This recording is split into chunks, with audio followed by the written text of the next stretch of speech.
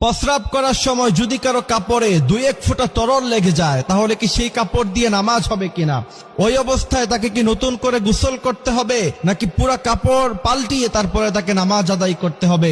এমন প্রশ্ন আমাদের প্রত্যেকের মনেই কিন্তু একবার হলেও জাগে যে হুজুর যখন পেশাব করতে যাই মাঝে মধ্যে 2-1 ফোঁটা তরল এদিক সেদিক হয়ে আমাদের কাপড়ে লেগে যায়।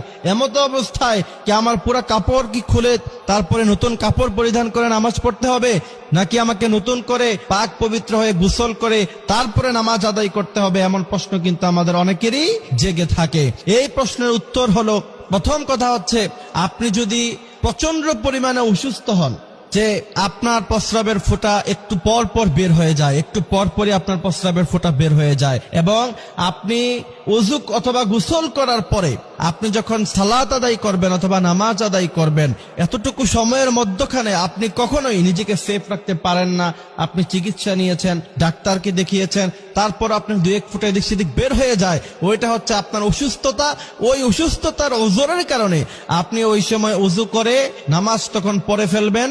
প্রত্যেক ওয়াক্তের জন্য অবশ্যই আপনাকে কাপড় পাল্টাতে হবে, প্রত্যেক ওয়াক্তের জন্য অবশ্যই নতুন করে আপনাকে পাক পবিত্রতা অর্জন করতে হবে। কিন্তু অসুস্থতা ছাড়া নরমালি যদি কারো কখনো এমন হয় যে আপনি সফরে বের হয়েছেন, কোথাও গিয়েছেন, কাপড় চোপড় নাই, ওই সময় আপনার পেশাবের সময় প্রস্রাবের সময় 2-1 ফোঁটা তরল কাপড়ে লেগে গিয়েছে, এমত অবস্থায় আপনি কি করবেন?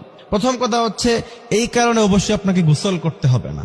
যদি আপনি প্রস্রাব করার সময় কাপড়ের মধ্যখানে লেগে যায়, যদি আপনার পক্ষে সম্ভব হয়, উত্তম হচ্ছে এই কাপড় সম্পূর্ণ পুরোটা পাল্টিয়ে তারপর আপনি নামাজ আদায় করবেন। যদি সেই ব্যবস্থা আপনার কাছে না থাকে, সেই সিচুয়েশন যদি আপনার কাছে না থাকে, হয়তোবা আপনি কাপড়ের ব্যবস্থা করতে গেলে নামাজ কাজা হয়ে যাবে, ট্রেন ছুটে যাবে, অথবা আপনি এমন জায়গায় এসেছেন সেখানে আপনার কাছে কোনো কাপড় নাই, এমত অবস্থায় কোনো টেনশনের প্রয়োজন নাই। শুধুমাত্র যেই জায়গায় প্রস্রাবের ফোঁটা লেগেছে ওই জায়গাটা 3 বার বিসমিল্লাহ বলে ধুয়ে নিবেন, তাতেই পাক হয়ে যাবে, এবং সেটা শুকানোর আগেই ওইভাবে আপনারা নামাজ আদায় করতে পারবেন। এটা নিয়ে কোনো সমস্যা নাই। এমত অবস্থায় নামাজ আদায় আপনারা করতে পারবেন। অনেকে এই ভয়ে যে প্রস্রাবের ফোঁটা একটু লেগে গিয়েছে, এখন এটা নাপাক হয়ে গিয়েছে, এই কাপড় দিয়ে আমি নামাজ পড়ব কিভাবে, এই ভয়ে অনেককে টোটালি নামাজ ছেড়ে দেয়। এমন মুসল্লি আছে না নাই?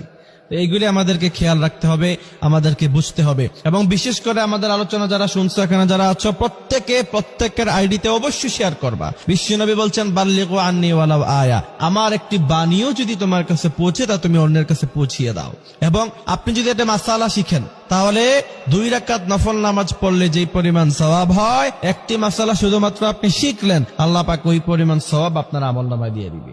সুবহানাল্লাহি ওয়া বিহামদিহি সুবহানাল্লাহিল আযীম। এই কারণে শিখে রাখবেন, তালাবুল ইলমি ফারিয়্যিদা আলা কুল্লি মুসলিম। প্রত্যেক মুসলমানকে বড় আলেম হওয়া ফরজ নয়, বড় মুহাদ্দিস, বড় মুফাসসির, বড় ওয়াইজিন হওয়া ফরজ নয়, ওয়াজিব নয়, কিন্তু প্রত্যেক মুসলমানকে অতটুকু ইলম শিক্ষা করা অবশ্যই ফরজ যতটুকু পরিমাণ ইলম শিখলে পরে সে সুন্দরভাবে সালাত আদায় করতে পারবে, ফরজ রোজাগুলি রাখতে পারবে। আপনি সারা জীবন নামাজ পড়তে পড়তে কপালে দাগ পরিয়ে দিলেন, কি লাভ হলো যদি আপনি পবিত্রতা অবস্থায় নামাজ না পড়েন, আপনি নামাজের মাসালা না জানেন? এজন্য অবশ্যই আমাদেরকে দ্বীন ইলম শিক্ষা গ্রহণ করে নামাজগুলি আদায় করতে হবে। আল্লাহ পাক সেই তৌফিক আমাদেরকে দান করুক, আমিন।